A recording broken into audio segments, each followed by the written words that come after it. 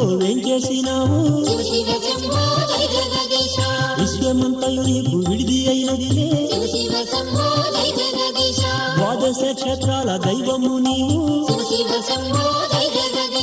జ్యోతివై లింగమై ఖ్యాతిగాంచేవు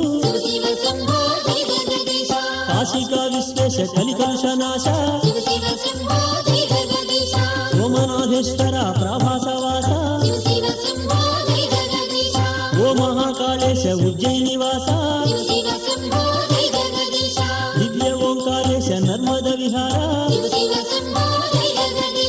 Bhimashankara Roopa పుణ్యపురివాస